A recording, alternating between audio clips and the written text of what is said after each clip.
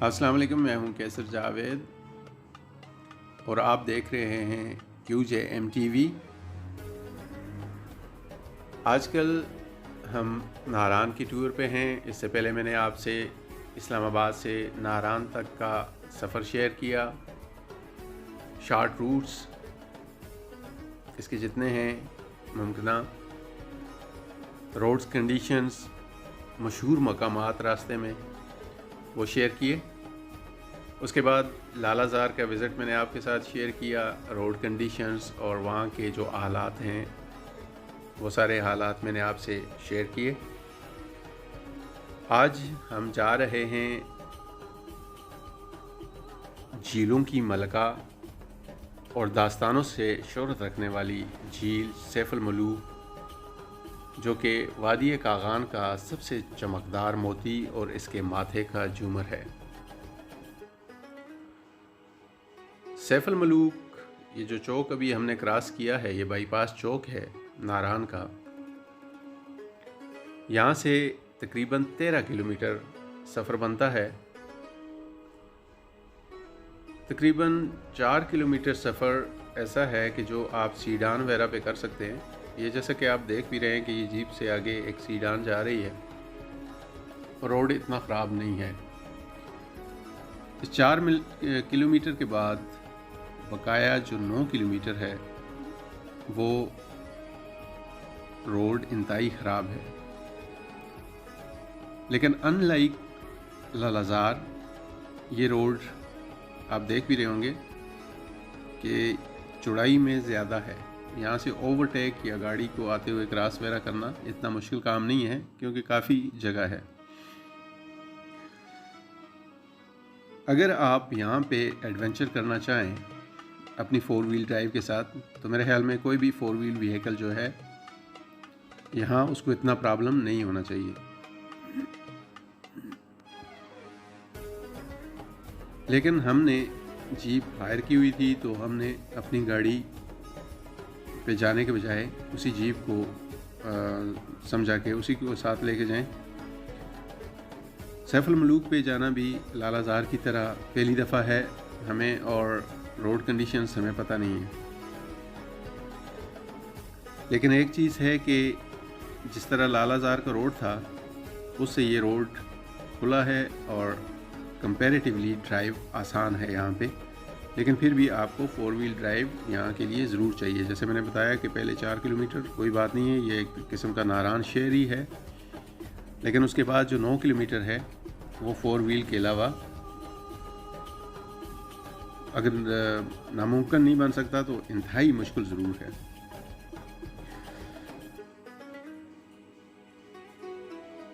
बुलंदो बाला बर्फानी पहाड़ों में घिरी हुई ये प्याला नुमा झील जिस पे हम आज जा रहे हैं, सुना है कि खूबसूरती में अपनी मिसाल आप है।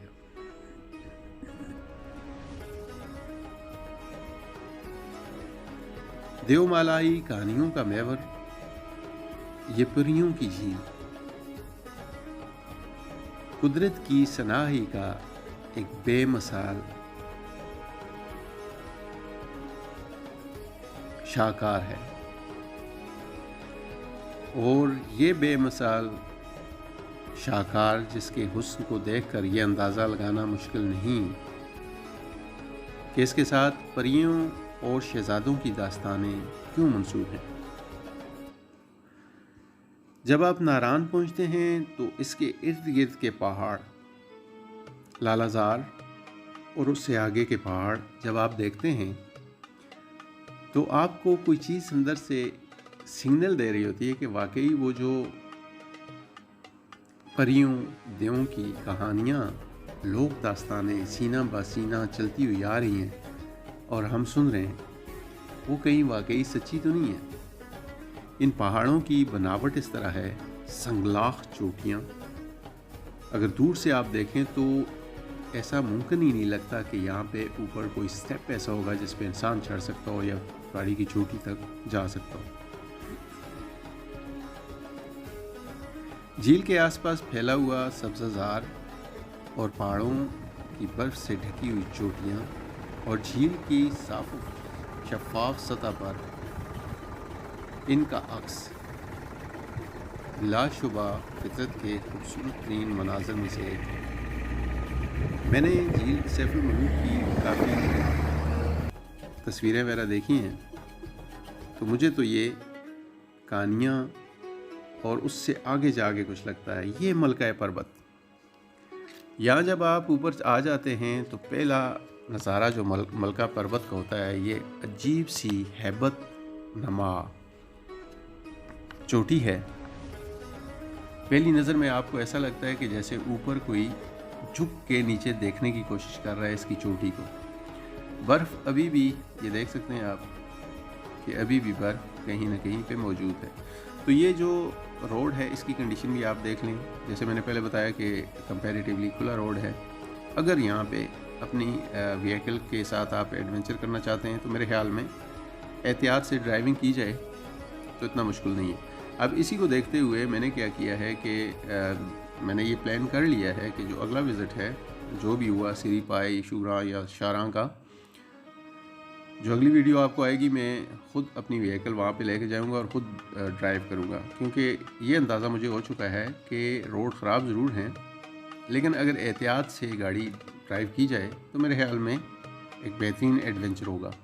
तो मलका पर्वत के बारे में मैं बता रहा था कि पहली दफ़ा जब आप इस पर नज़र पड़ती है, जैसे मैंने आपको अभी दूर से पहला नज़ारा जो होता है मलका पर्वत का, ऐसे लगता है कि जैसे ये चोटी ऐसी है कि इस चोटी को देख के एहसास इस तरह होता है, जो पहली नज़र पड़ती है, जैसे कि आप कोई चीज़ हो, कोई झुक के देखने की कोशिश कर रहा हो।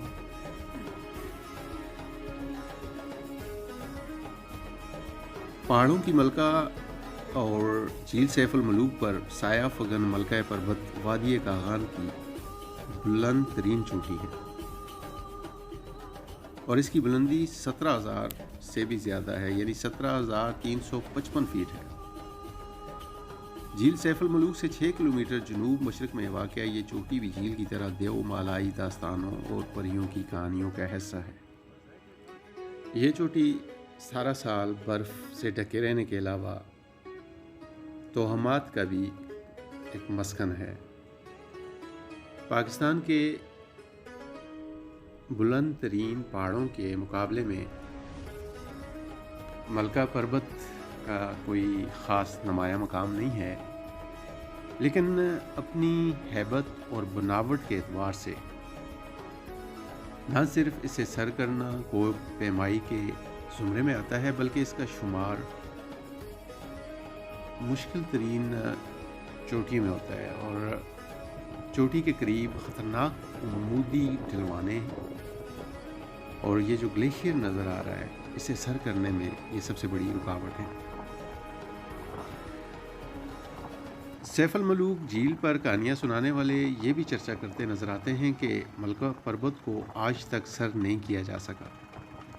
दरअसल मकामी लोगों का ये अक़ीदा है कि इन चोटियों पर परियों और देवों का बसेरा है और वही इन चोटियों को खुसूसन मलका पर्वत को सर करने में माने हैं और इनकी वजह से मलका पर्वत को आज तक कोई सर नहीं कर सका। लेकिन जैसे कि हम सब जानते हैं कि ये अक़ीदे अक्सर बेबुनियाद होते हैं। मलका पर्वत को पहली बार 1957 में न्यूजीलैंड की एक टीम ने सर किया था और दूसरी बार भी उसके 11 साल बाद 1967 में एक अमेरिकी टीम ने भी इसे सर किया था और उन्होंने भी 10 या 9 साल बाद यहाँ पे इस चोटी पे कामयाबी हासिल की थी, इस चोटी को सर करने में। तो यहाँ जब आप आते हैं तो मलका पर्वत तो दूर से नज़र आ जाता है, लेकिन सैफुल मलूक झील का इस मोड़ से पहली बार नज़ारा होता है। और ज़रा अंदाज़ा कीजिए कि हम स्टार्ट से सैफुल मलूक के बारे में सुनते आ रहे हों और फिर सैफुल मलूक हमारे सामने हो पहली बार, तो दिल और ज़हन पर अजीब से एहसास छा जाते हैं। यहाँ आकर इन पहाड़ों की चट्टानें, संगलाख चोटियाँ बर्फ़ से ढकी हुई, कहीं कहीं चोटियाँ नज़दीक आ जाती हैं पहाड़ियाँ, और फिर वो चोटी के अंदाज में आपसे दूर होती नज़र आती हैं। तो यहाँ पे वो सारी कहानियाँ अगर आप कुछ देर के लिए आंखें बंद करके सोचें और इन पहाड़ों को मद्देनज़र रख कर, तो आपको वो कहानियाँ कहीं ना कहीं सच्ची लगती हैं। तो जैसे मैंने पहले बताया कि इसे झीलों की मलका भी कहते हैं, सैफ अल मलूक को, और देवमालाई कहानियों का महवर भी है ये झील। झील के आसपास फैला हुआ सब्ज़ार और पहाड़ों से जो बर्फ़ आपको चमकती हुई नज़र आती है। कभी कभार ऐसा भी होता है कि हवा ना हो तो इसकी सतह झील की इतनी साफ़ और शफाफ होती है कि उन पहाड़ों का अक्स इस झील में नज़र आता है। अगर आप तस्वीरें मैंने बहुत सारी देखी हैं इसके, आप अगर देखें और कोई वीडियोस देखें इसकी, तो आपको इनमें अक्स नज़र आता है। लेकिन बदकिस्मती से आज हवा इतनी ज़्यादा तेज़ है कि आज पानी समुंदर की तरह लहरों में है, जैसे कोई डेड सी, जैसे आप गल्फ़ में देखें तो उस तरह उनकी लहरें हल्की हल्की मौजें जो हैं वो आके पत्थरों से टकराती हैं। इसकी बुलंदी झील की, जो जिस जगह पे झील है, 10,550 फीट है। नारान से झील तक 2-3 घंटों में पैदल पहुंचा जा सकता है। अगर आप पैदल ट्रैकिंग के आदी हैं, हाइकिंग के, तो यहाँ पे आप इस ट्रैक पे 3-3.5 घंटे में पैदल आ सकते हैं। आसानी से जीप भी हासिल की जा सकती है, और इस रास्ते में एक ग्लेशियर से भी गुजरना पड़ता है, जो पीछे आपने देखा, गो कि वो बहुत छोटा रह गया था, लेकिन वो है ग्लेशियर। सीज़न के शुरू में जब तक इस ग्लेशियर को क्लियर ना कर दिया जाए, जीपें आगे नहीं जा सकती। इसीलिए स्पेशली मई में यहाँ पे आना बहुत मुश्किल हो जाता है। झील का खूबसूरत तरीन रूप जून जुलाई में देखने को मिलता है, जब इसके सरसब्ज किनारों पर फूल मुस्कुराते हैं और पहाड़ों की चोटियाँ बर्फ़ से दमकती नजर आती हैं। अगस्त के आखिर तक पहाड़ों पर बर्फ़ कम हो रह जाती है और फूल भी मुरझा जाते हैं। अक्टूबर में स्याहों की आमद का सिलसिला तकरीबन ख़त्म हो जाता है। झील की रौनकें मान पड़ जाती हैं। अक्टूबर में किसी भी वक्त बर्फ़बारी का आगाज़ हो जाता है, तकरीबन अक्टूबर के अख्ताम पर या नवंबर के इब्तिदा आगाज़ में, और झील बर्फ़ की सफ़ेद चादर ओढ़ लेती है। मौसम सरमा के बाद अप्रैल या मई में दोबारा बर्फ़ टूटने का अमल शुरू होता है।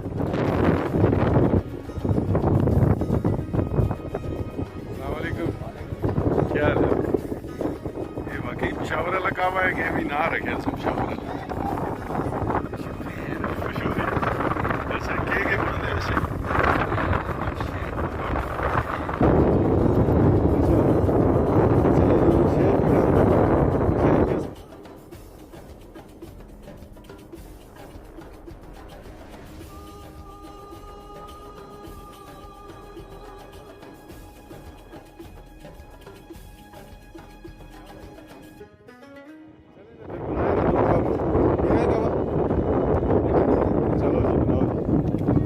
बेहतरीन सा करके बनाओ ना। पेशावर का नाम लिया तो ना सही है।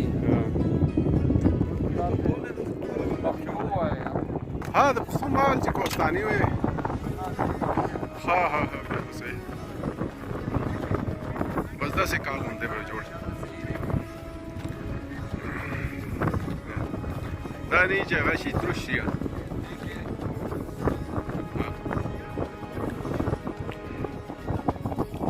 देखे कम है कि ज़्यादा कम आओ बस सही दिल तक है।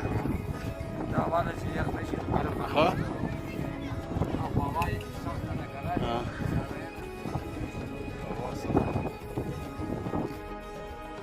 वैसे भी सर्दी बहुत ज़्यादा थी, और यहाँ पहुँचकर जो तेज़ हवा है उसकी वजह से सर्दी डबल हो गई है। तो हमने सोचा कि यहाँ से कहवा पीते हैं। तो मैं बता रहा था कि झील का खूबसूरत तरीन रूप जून जुलाई में देखने को मिलता है।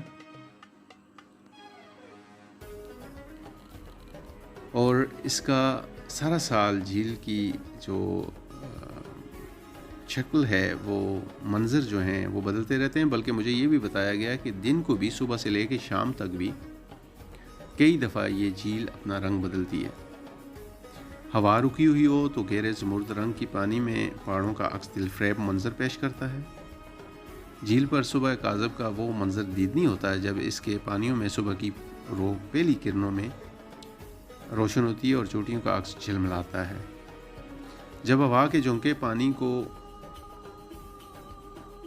टकराते हैं तो एक नगमगी और पुरलुत्फ मौसीकी को जन्म देते हैं और इंसान पर सैर तैरी कर देते हैं।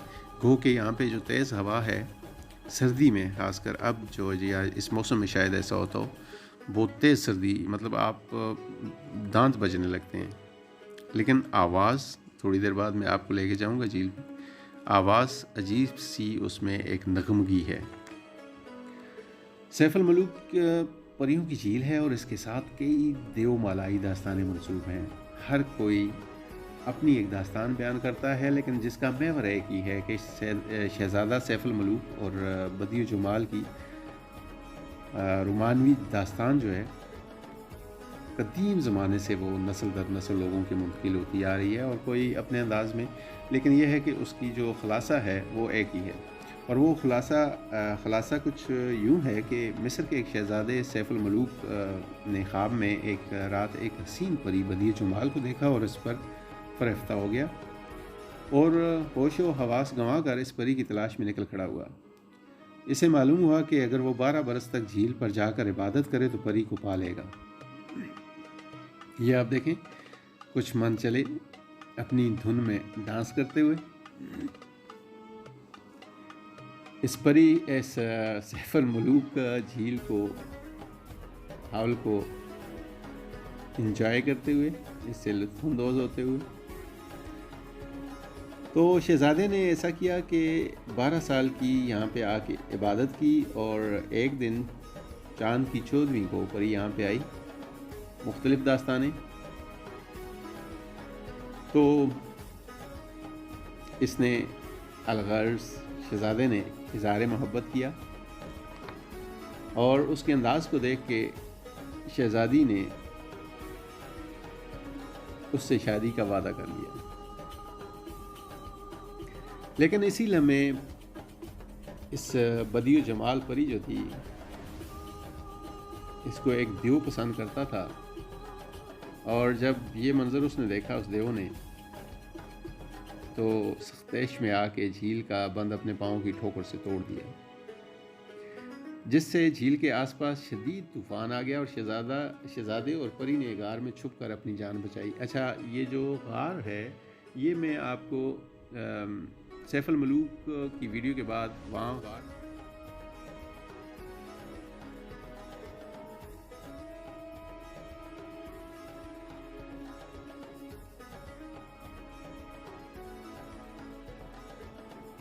सैलाब का पानी जब उतर गया तो शहज़ादा परी को लेकर अपने वतन चला गया और मशहूर शायर मियाँ मोहम्मद बख्श साहब ने हुस्न व इश्क की इस दास्तान को बहुत खूबसूरती से पंजाबी शायरी में तहरीर किया है। झील के किनारे खाने पीने की दुकानें और ठोकों और मुख्तलिफ स्टॉल्स की भरमार है, जिससे झील का मंज़र मुतासर होता है। उसकी वजह यह है कि जहाँ पे खाया जाता है वहीं पे फेंक दिया जाता है उसका कूड़ा करकट, और बदकिस्मती से हम इस सिलसिले में ज़्यादा शऊर नहीं रखते, जो कि ज़रूरी है कि इस शऊर को बेदार किया जाए। मैं अभी आपको एक बोर्ड दिखाता हूँ थोड़ी देर बाद, इस झील के बाद।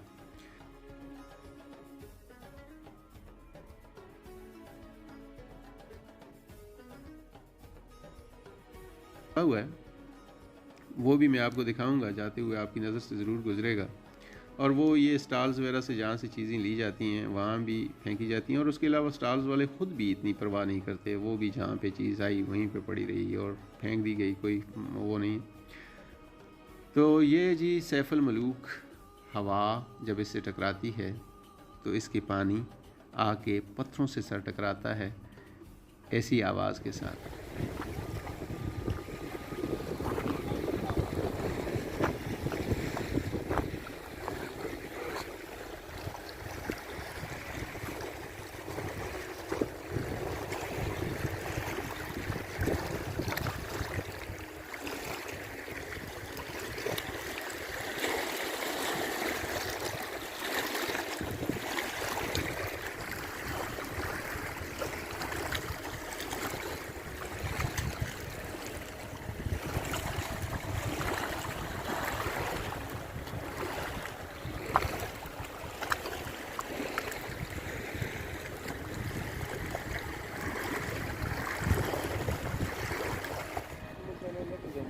ये झील से, सैफुल मलूक झील से निकलता हुआ एक नाला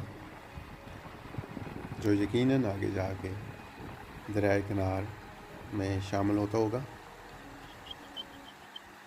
यहाँ पे थोड़ा सा आप झील पे वापसी पे ऊपर आए हैं तो ये एक चट्टान पे इन्होंने कुछ इन्फॉर्मेशन लिखी है।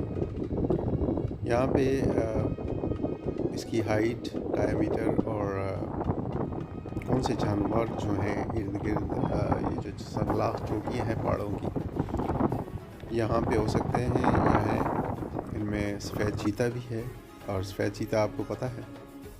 ये वो बोर्ड है जी, इसको पढ़िए।